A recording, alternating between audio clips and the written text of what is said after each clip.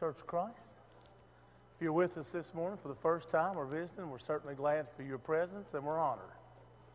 And want to welcome you back anytime that you're in the vicinity, or if you're looking for a church home, we hope that you found one right here today. How is the volume? Every Sunday seems like they tell me I'm not loud enough anymore, but can you hear me in the back all right? Alan, can you? Turn it up just a little bit. All I can do is raise it up a little bit. All right. Did that get any louder? You all right now? Okay. One of these days, well, the Lord's going to cut them ragweed out there with a big hard freeze, and I'll get some voice back. But anyways, what a gorgeous day, right? It's not raining, right? You know, and we're happy, and the temperature's nice, and the sun's out, and we was, I don't know what day it was this week, maybe Thursday afternoon. Well, we was at the bank, and one of the ladies, she come busting through the door, and she said, look. And I said, what? What's wrong? Look out your window, she said, there's a sun. And I got up, and I usually keep my blinds down just because I get distracted, you know, when everybody walking by, pecking on the window and waving, all that business. So I opened it up, and there it was the sun, and it was nice, wasn't it? I like the sun, and I think most of us do. After about 7.5 days of no sun, we was tickled to see it. But anyways, we'll get started this morning. I do have one announcement that Gerald Vinson, he had a hard week this week. You know, I think he's taking treatments every day. Is that right? I think that's right. And so they said he had a hard week, and so let's keep Gerald in our prayers as he struggles with his treatments. What else? What other updates do we need to make on our prayer? Yes, ma'am. My grandniece Leslie has had a real breakdown again, and she's too stale. She's in real bad shape, and she doesn't realize she needs help. She needs prayers to realize that she does need to take medicine. Okay. And this was whom? Leslie. Yes, I'm sorry. Somebody's granddaughter. Danny. Danny's granddaughter, Leslie. Oh, I'm sorry. Yeah, so see, she's in Eastern State, and she needs our prayers, and she struggles with her mental problems, right? All right. What else? Clyde? For your great nephew? Great nephew, okay.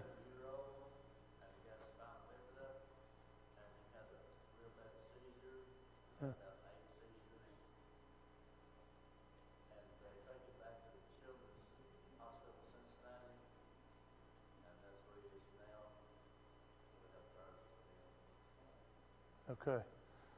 So it's Clyde's great nephew. He's one year old. Lincoln Moore. And he's at Cincinnati Children's Hospital. Okay. All right. So let's keep him in our prayers also. Who else? Any updates? Anybody else?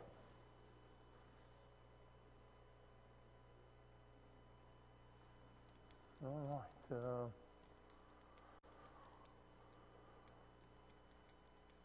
Wes? Haven't seen you down here in a while. You're at 10 o'clock. Can you say our prayer for us, please?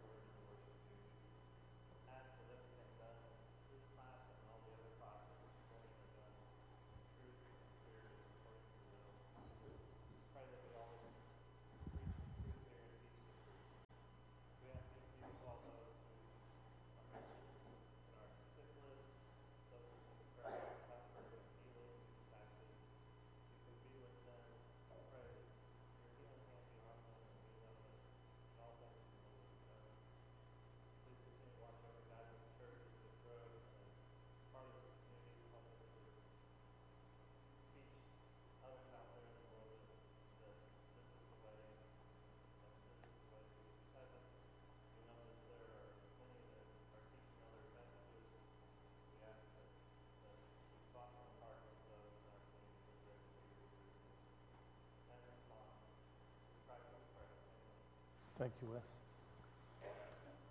For those of you who don't know, I grinned at Wes when I called on him there because it's at 10 o'clock, 12 o'clock, 2 o'clock, so Kenny's at 2, and there's nobody at 12, and Wes is there, you know. So, I mean, that's our really our peripheral vision is what it is. But anyways, Wes is always nice enough to pray. He's you know, the guy that holds it together, kind of like that quarterback for Ohio State yesterday threw that final pass of the game and won the game, you know. So that's why it was a big smile, right, Wes? But anyways, that's why I was grinning at Wes, because he is nice enough to always say the prayer probably more often than anybody when I'm teaching. And he's been up in the sound room, and I told him I was going to call on him up there if he could hang his head out, and he said he wasn't doing that, so so he's down. So anyways, let's get started this morning. We're still working on the miracles that Christ performed while he was during his ministry. And this morning we're going to talk about, and I'm going to use a term here that we don't like, and we're going to talk about that just a little bit. It's the cure of a deaf and dumb person, okay? And that's going to be found in Mark 7, verses 31 through 37. Mark 7, verses 31 through 37. And this is right behind the last time that I taught, was week before last. And this is right behind that where that Jesus had healed the daughter of the Canaanite woman. And do you remember why we said that was pretty significant, this Canaanite woman? Of what tribe was she, or what nationality? Was she a Jew? No, she wasn't. She was a what? A what? A Gentile, yes, absolutely. And as that is the first known part that we know where Jesus healed a Gentile person. So we're following right behind that in this story right here, and that's why I stayed in Mark 7, because it's also found in Matthew 15, 29 through 31, and but it doesn't fall right behind, you know, in chronological order. So we'll start reading in Mark 7, verse 31. It says, "Then Jesus left the vicinity of Tyre and went through Sidon, down to the Sea of Galilee and to the region of Decapolis. There some people brought to him a man who was deaf and could hardly talk. And they begged him to place his hand on the man. After he took him aside and away from the crowd, Jesus put his fingers into the man's ears, and then he spit and touched the man's tongue. He looked up to heaven with a deep sigh and said to him, Ephphatha, which means to be opened. At this, the man's ears were opened, his tongue was loosened, and he began to speak plainly. Jesus commanded them not to tell anyone, but the more he did so, the more they kept talking about it. People were overwhelmed with amazement. He has done everything well, they said. He even makes the deaf hear and the mute to speak." All right. The word deaf and dumb, I grew up with that term. Did you all grow up with that? And what did that mean?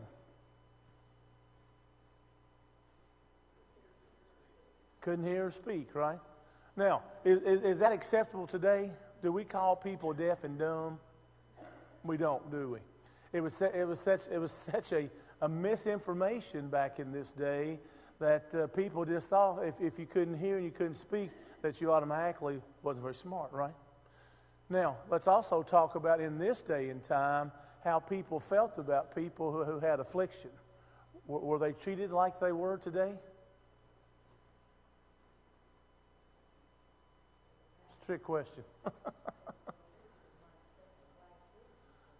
They were really treated bad then. That is exactly right. When you study about the paralyzed and the afflicted, and I mean, they were like that they were demonized. I mean, they were set aside in society. Wasn't treated well. Wasn't fed well. Families didn't love them. I mean, it was really, really bad. It's come a long way since I've been that tall, right? We're more accepting of people, I think. Friday evening after work, I went to this thing in Cynthia called the Blessing Ball. There was 400 people there with special needs. It was the funnest thing I'd been to in a long time. They came from about 6 counties away, Bourbon and Scott and Falmouth and Nicholas, and of course they was there from Cynthiana, and there's about 400 of them. And all 400 of them had a escort, or a date, if you will. And as I sat and watched, I had a cousin there. I have a cousin that has Down syndrome that's 34 years old. His name's Matthew. And so he was there, and as I watched, I thought, I said, this is a really good thing, right? They had a great time. They got to eat. And what was really cool about it was everybody was equal, right? There wasn't nobody better looking than the other one. There wasn't nobody outdressed the other one. I mean, they was just all equal that evening, And so for them, and I'll stop about this, but for them, it was maybe the best event of all year long for them, right? But we are more accepting today than we ever have been of people that has afflictions. But back in this day and time, you was just a zero, pal. I mean, if you was born like this, it was bad for you. You were just a second-class citizen during that time. So it said that, and another thing on this, the Decapolis that Jesus went to, if you get up on a map and look, man, he passed a bunch of places in order to go down to there, okay? It was a long trip to that area. Interesting that he passed all those other towns in order to get there, okay? And this place is a group of 10 cities is what it is. Do you find it amazing why Jesus stopped where he did? Maybe, just maybe he stopped at all the other 9. It's just not recorded, right? Could be, right? But at this point, this is where he's at, and he has come to this city. And there, just like every city during his ministry, right? And what's it say? In verse 32, it says, "There's some people brought to him a man who was deaf and could hardly talk. And they begged him to place his hand on the man." All right, so here we go. Somebody had great faith in Jesus, right? Whoever the people was that brought this man there. And someone had sympathy and empathy for this man, right? At least one. Agreed? Because it says they, so I'm assuming there was more than one. And so they brought this man to Jesus because they had faith and they believed that he could heal this, that Jesus could heal this man. Verse 33, it says, after he took him aside. Now, interesting, right? How many times can you remember that Jesus took someone aside, like in private? Right? He usually doesn't do it that way, does he? In all of our miracles? Right? He took him aside. Not sure where aside was, but we prefer to think at this point they took him aside. When I need to talk to someone in private, we go off to ourselves or off to the side, right? We get out of the middle of all the people. And we all do that when we want to have a private conversation. So he took this man aside for whatever reason, away from the crowd. Jesus put his fingers into the man's ears. That wasn't too bad, was it? Kenny probably wouldn't like it if I come back here and plug your ears up, but you probably wouldn't. You'd probably be able to stand that, right? For a moment? Yeah. We're going there. That's what I'm saying, So you probably wouldn't like it this morning if I come back here and plugged you up, right? No, that'd be uncomfortable. And maybe this man was uncomfortable, right? He stuck his fingers in his ears. Now, he believed, no doubt, right? This guy did. He believed. Or he wouldn't have been there. And then, this is the interesting part of it is, he said, and then he spit and touched the man's tongue. So think about this. He spit, he touched the man's tongue. Or maybe he spit right on his tongue. I don't know. But either way, when you study this, the authors think that he put it on his tongue, so they think that he spit in his hand. What do you think about that, April? I seen that grimace on your face just then. That's just kind of gross, right? Let's be honest about it, right? It is. That's just kind of gross. So here's this man, he stuck his fingers in his ears, now he spit, now he rubbed it on the man's tongue. Comments? I was thinking way back when I was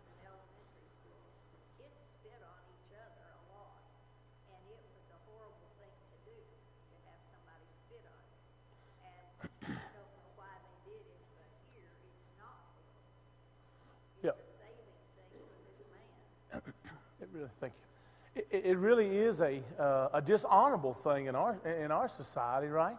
To be spat upon. You know, I mean, boy, that infuriate me, wouldn't it? You normal? I also started to think, though, about how moms will lick their finger and rub it against cheek, you know, we put our spit on we love somebody. I hadn't given that no thought, but that is exactly right. You moms, y'all are lickers, and you know it's kind of like the lioness licking the cubs, right? Yeah. So we kind of see that more in a more loving light, though, than we do.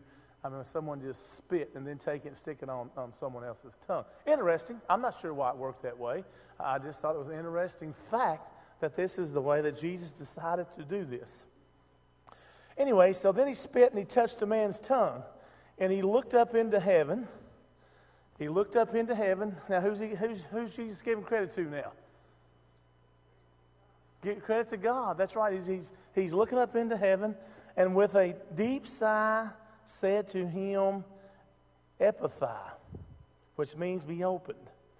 At this, the man's ears were opened, his tongue was loosened, and he began to speak plainly. Now, every week we ask who the happiest man in America or the happiest man in the world was. Who's the happiest man in the world right now? This man, right? He ain't been able to speak. He hadn't been able to hear. And now he can hear, and now he can speak plainly, the Bible says. Did he have great faith, guys? Did he?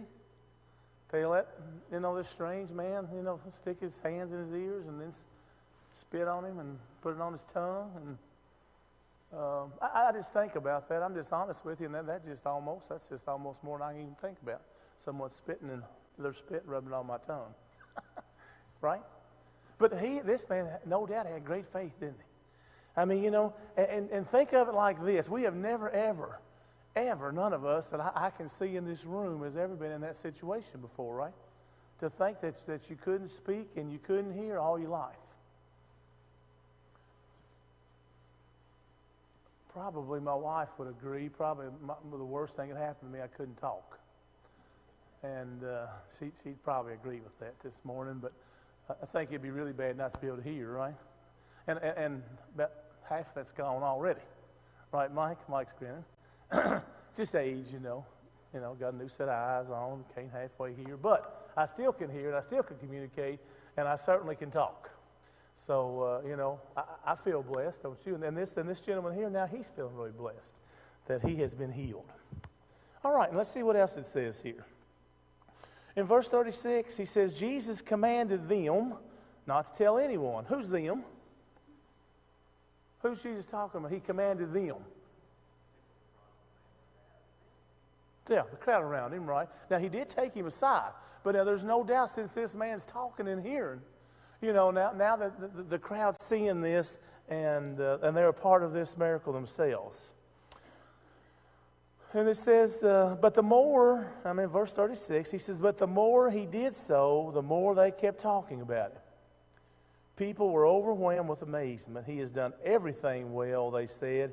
He even makes the deaf to hear and the mute to speak. Is this human nature? I've never witnessed a miracle, have you? Any of y'all? We've seen car wrecks, but I'm talking about this kind of miracle that was performed by a person. None of us has seen that. So they used to be on TV, I like those fellows that walk up on the stage. Remember this years ago? Those of us is old enough, and the preacher man, he'd bonk them on the head, and they'd fall back, and they were healed,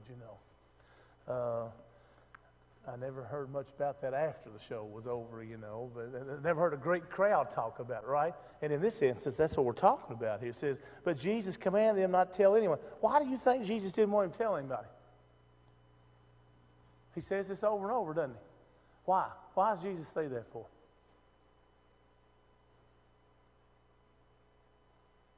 So there were a lot of disabled people in that time. Probably when they began to hear, they would just be coming in crowds to him. He couldn't really, well, he could, but he just wanted to do each thing one separately. Right. And Do you think part of this might have been the humility of Jesus too in play here? You know, that he didn't need all that credit, that everybody was, you know. One of my authors said that this could have turned into a full-blown circus had Jesus not been in control of this, right? I mean, you know, you've seen movies, and back before there's much communication in this country, you know, where all this was going on, right? I'm not talking about Jesus, but where the medicine man was coming to town, right? And so my author thinks that Jesus, he knew what this could be, and this was very, very serious for Jesus, right? And he did not want this to become a circus, and he wanted it to be an honorable thing to God. All right.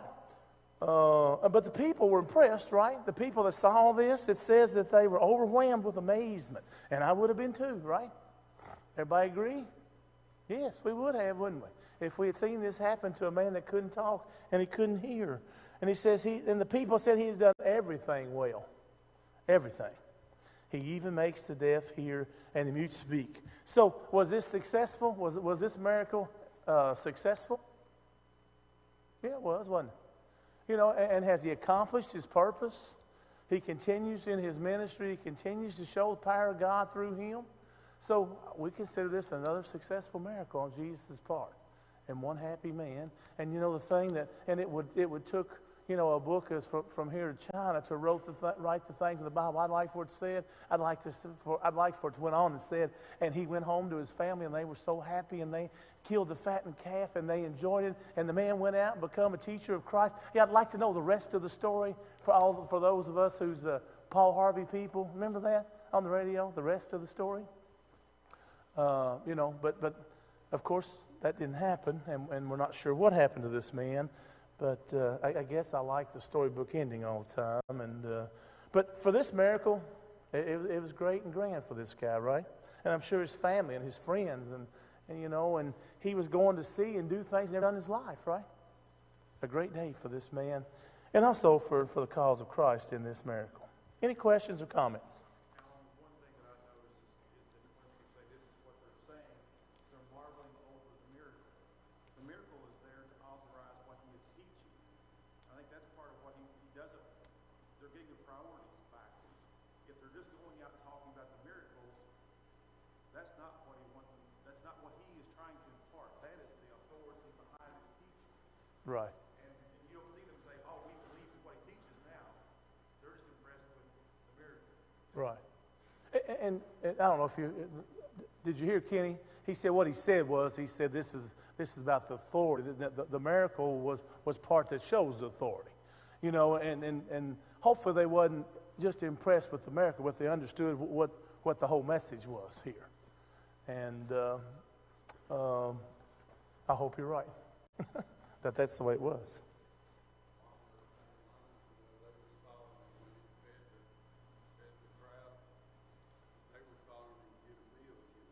Right.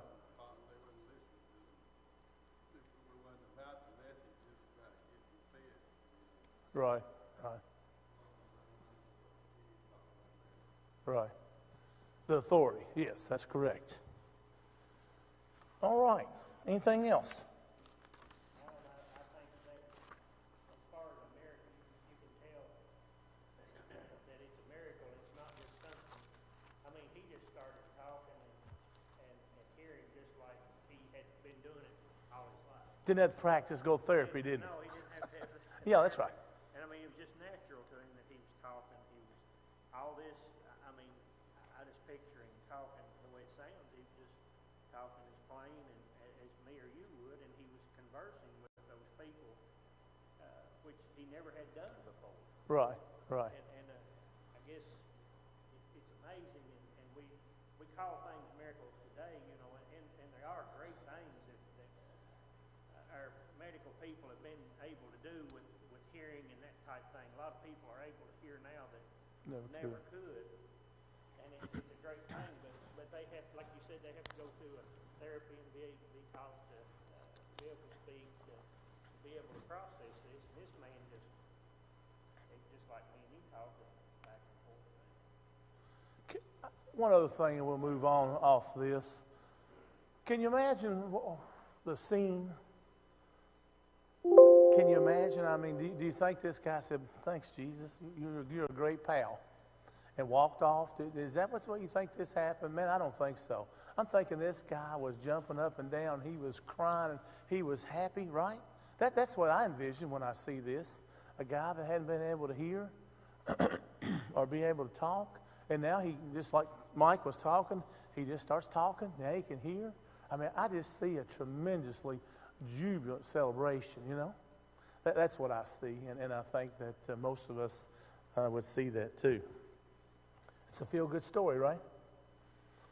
All right, anything else? Okay, our next miracle is the healing of a Gentile woman's daughter, and that's found in Matthew 15. We're going to go into the book of Matthew now. Matthew chapter 15, verses 21 through 28.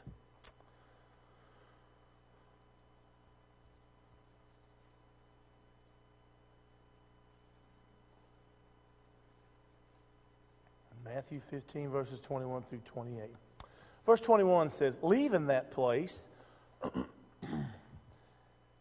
Jesus withdrew to the region of Tyre and Sidon. A Canaanite woman from that vicinity came to him, crying out, Lord, Son of David, have mercy on me. My daughter is suffering terribly from demon possession.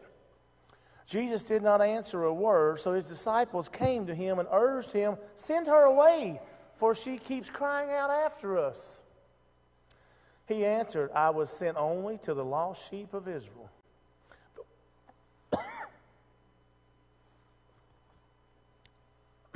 Verse 25 says, the woman came and knelt before him.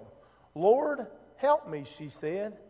He replied, it is not right to take the children's bread and toss it to their dogs.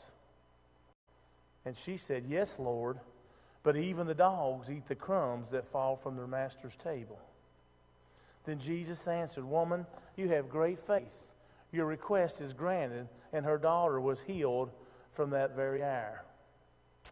All right, several pieces in play here, okay? Let's go back to verse 31.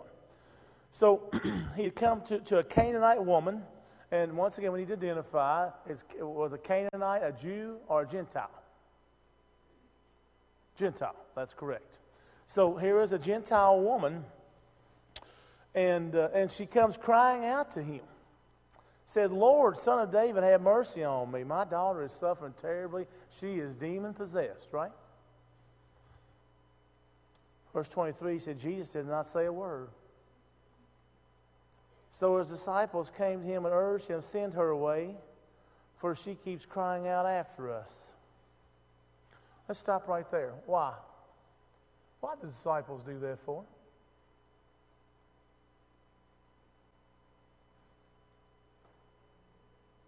She wasn't Jewish? Yep. That's the answer. That's correct. She wasn't Jewish. Man. Feel how disappointed Jesus is here? Whoa.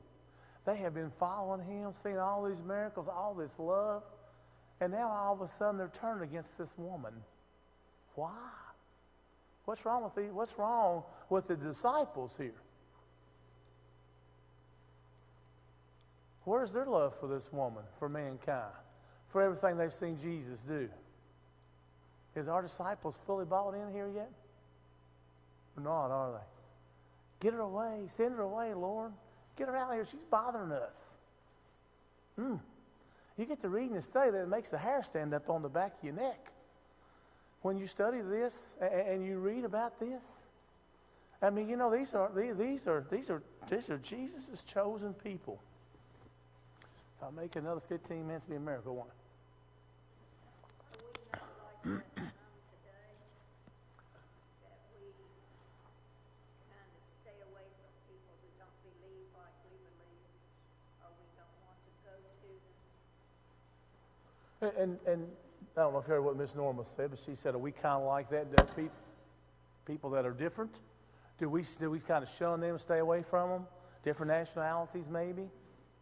Different beliefs? I think the answer is, well, you tell me, what's the answer to that? Are we like that today? We are, aren't we? Yeah, we are. We're out of our comfort zone, right? And some of us is better than that than others.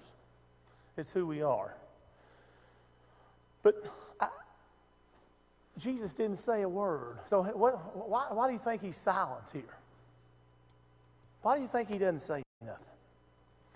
In verse 21, it says, Jesus didn't say a word. So his disciples came to him and they took over, right? Because Jesus wasn't talking and he wasn't making decisions. They decided that they're going to. And what did they say? Send her away, for she keeps crying out after us. They were annoyed by this woman, right? I mean, you've seen the scene. You've had it happen. Mike, come here, Mike. I need to talk to you, Mike. And after so long, that gets annoying, doesn't it, if you don't want to talk to that guy or that person, right? And that's the scene here. I mean, they were annoyed by this woman that she kept doing that. I don't want to throw our disciples completely underneath the bus because let's step into their shoes now, right? This is a hard thing that they're doing with Jesus. There's nothing easy about this. We agree? Do we agree? What they're doing is hard? Yes, it is, isn't it? I mean, what they're doing, I mean, they're following Jesus, and I mean, their normalcy, I believe is the word, is over with, right? What they used to do. I mean, that part of it is over. So they are struggling with this still yet also, who Jesus is and his love. And of course, as we go further along, we're going to find out what the Great Commission says and that it included everyone, right? And that's a good thing, because are we Jews or Gentiles? You a Gentile? You a Gentile, Brian? Yep. We are, aren't we? So we're very happy about that, and I know I say that often up here, but it was a great day for all mankind. All right, now, I got lots of notes on this lesson. I really liked it.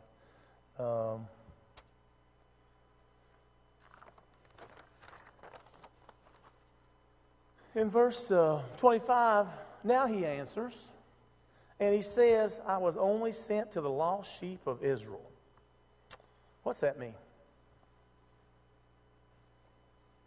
Think about that for a minute. He says, I was sent only to the lost sheep of Israel.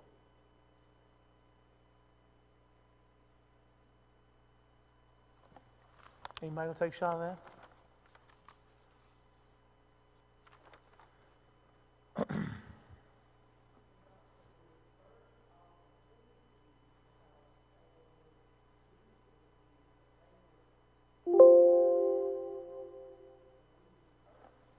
Right. And that is the correct answer. And no doubt at this point, the disciples felt they had been right. Correct? Because he says, because the Jews felt like that the Gentiles were dogs, one of my authors says, right? That's what a lower class people at that time in the history of this world, that's how that they felt about the Gentiles. That they was as low as dogs, okay? So no doubt that the 12 was pleased. The disciples were pleased, right? That Jesus is reaffirming to this woman that, he was only sent here to help the Jews and to save the Jews, right? All right. Verse 25 says, the woman came and knelt before him. Lord, help me, she said. So she was down, knelt. That's truly what that means. She didn't bow. I mean, knelt in this situation means she was down on her hands and knees and she was begging. Now, how many of us would do that for our own children? Raise your hand. Think you would do that? Everybody's got a child in here. I know they'd raise their hand today. When you have that desperate feel, all the pride, all those feelings of a higher being, I mean, that you're too good to do something, are they out the window? Absolutely, right?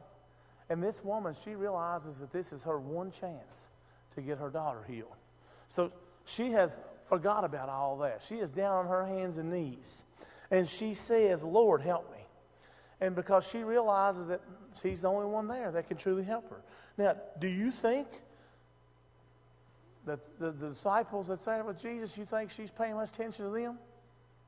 They done tried to get rid of this woman, right? So no, the answer is no. So she has went right past them to the highest authority and the only person that can help her here that might even try to help her. She don't even know at this point. She knows she's a Gentile, right? She don't even know at this point if Jesus is willing to help her or not. Let's listen to what Jesus said. She's knelt before him. Verse 26, and Jesus said, is it not right to take the children's bread and toss it to their dogs? What's he mean there?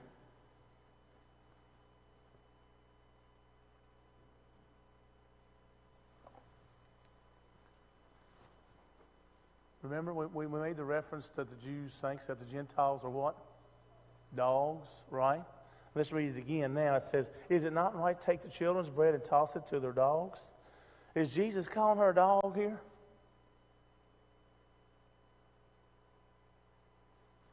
What do you think?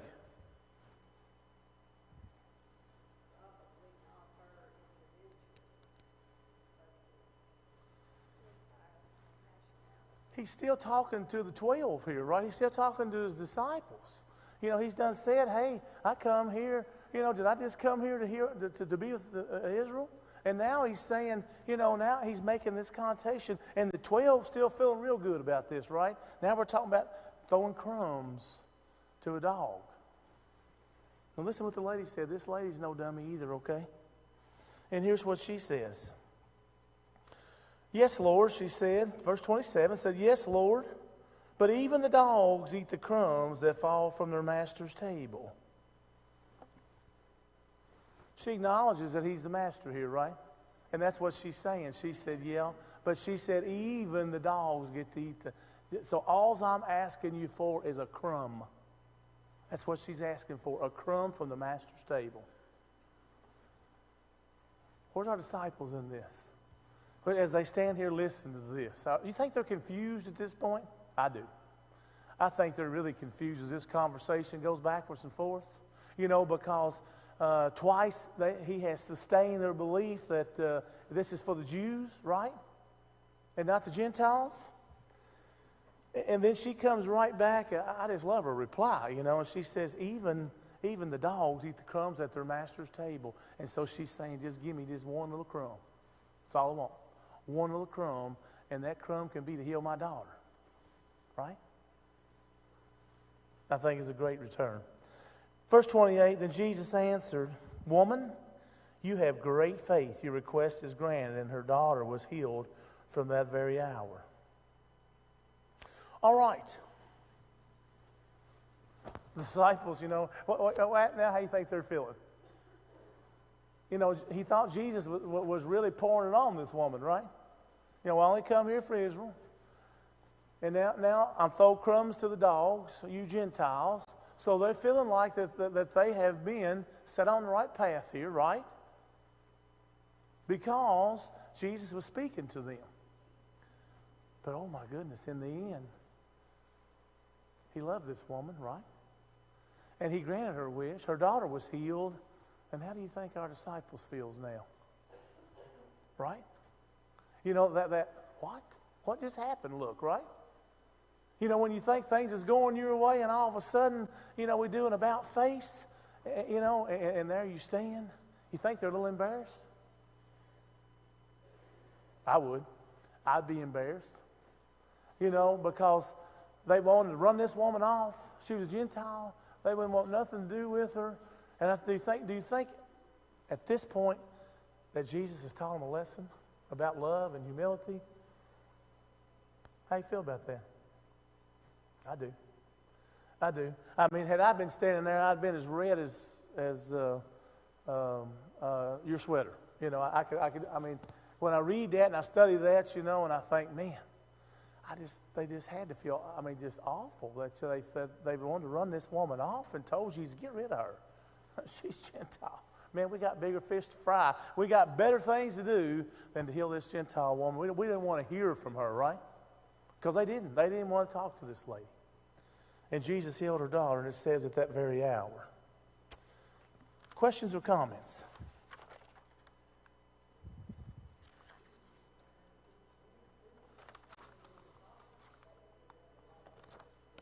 They did. And that is correct. They had a lot of things to learn. They had a lot of things to overcome themselves. One of the people that I studied years ago, and he's always the guy that he's the ultimate defense attorney, okay? And every time that we get down on somebody in the Bible, in his lessons, he'd always say, now you put yourself in his place. It's easy to sit in here and throw stones, right? You pretty comfortable, Mike? Seats padded, air conditioner's on. Brother's got a headset on there. He can hear better this morning, right? Yeah, I mean, so it's easy for us to throw the stones at those people back in this time, and I have tried very hard not to do that because I don't know how I would have reacted, right? Same way here. But yes, ma'am, you're right. They're still learning. They're still trying to be these preachers and these teachers that Christ wants them to be. All right, anything else? I mean, I had 4 ready to go today, and I made it through 2. I got a quarter extra, but we're going to go ahead and start on the next one because it is a whole lot like one that we just done 3 weeks ago. In Mark chapter 8, we'll go back to Mark, and we'll read it. Mark chapter 8, verse 1. Christ feeds the 4,000. This one doesn't get as much play in the Bible as the one where Christ feeds how many? 5,000, right? And it's going to be almost the same, real close to the same story as we had when he fed the 5,000, okay? But let's read it. Mark chapter 8, verse 1. During those days, another large crowd gathered, since they had nothing to eat. Jesus called his disciples and said, I have compassion for these people. They have already been with me for 3 days and have nothing to eat. If I send them home hungry, they will collapse on the way, because some of them have come a long distance. His disciples answered, but where in this remote place can we find enough bread to feed them? How many loaves do you have? Jesus replied. 7, they replied. He said, he told the crowd to sit down on the ground. When he had taken the 7 loaves and given thanks, he broke them and gave them to his disciples to set before the people. And they did so. They had a few small fish as well. He gave thanks for them also and told the disciples to distribute them. The people ate and were satisfied. Afterward, the disciples picked up 7 baskets of broken pieces that were left over. About 4,000 men were present.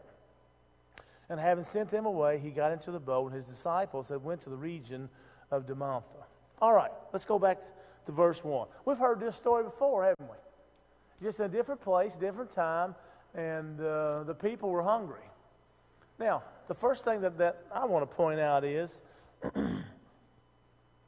it says that the people had been with Jesus for 3 days. How many of us ever went to a preaching for 3 days? Rob, did you ever been to one over Nicholasville? Maybe y'all had some of them over there. No, I don't think so. Didn't have none over Nicholasville, didn't have none in Mount Star or any place else that I know of, okay? So this is not only 3 days, but, our scholars think that we're talking about 3 days and 3 nights. So they have been with Jesus for a long time, right? Now here's the bad part. He says, I have compassion for these people. They have already been with me for 3 days and have nothing to eat. And you can tell by looking at me, I wouldn't like that, right? That I like to eat, Mike. And, so there's nothing to eat. And I had to look this up, but when it says here, he says they will collapse on the way because some of them have come a long distance. Did he mean literally they was going to collapse because they were that weak and hungry? We believe that's to be correct. That these people would not make it back home because, did they have any money? No. So Jesus has compassion here, doesn't he? And he says these people can't eat. Some of them won't even make it back home. They will collapse. They'll die. Verse 4, he says, his disciples answered, but where in this remote place can we get enough bread to feed them? Now, it's fully believed that the miracle we talked about where Jesus fed the 5,000 was first. Chronological order, okay? That's what we believe. But at the very least, they have seen other miracles that Jesus has done. But here we are once again, right back at this same crossroads again. They want to know, I mean, I look at this and I think I'd just say, okay, Jesus, whoop it out there. I know you can do it. I've seen you do it before. Feed them. Get the feast rolling, right? But once again, these disciples, they say, where are we going to find any food? We're out here in the middle of nowhere, right? And Jesus just says, how many loaves do you have? And 7, they replied. And he told the crowd to sit down. So once again, he wants them to sit down in groups, just like he did when he fed the 5,000. And he tells them to sit down. And what happens? Do they have bread? Do they have fish? Once again, same story, right? Except this time, he fed 4,000. So they think that a group of 4,000 men, that they would be somewhere between 15 to 20,000 people here. I'd just like to see that many people at one service. Would you, Kenny? I've never seen that before. I've seen, not Rex Humbard. What's the other guy? He just died. Graham. What's his name? Billy Graham. Billy Graham. I've seen him in Texas Stadium when I was that tall, and you all might have too in Texas, whatever it was then. And they was I can't remember, less than 10,000. But it was the biggest crowd at that time that they said that was recorded. I do remember that to see a preacher. So I'd just like to see what that looked like, wouldn't you? I'd just like to see what 20,000 people gathered to hear a preaching would be like. But that's what we had here. And once again, Jesus had compassion. He loved his people. He loved his people as following him. And he performed that same miracle that he did not long ago when we talked about feeding the 5,000. And with that, we'll close. I do thank you. And any comments?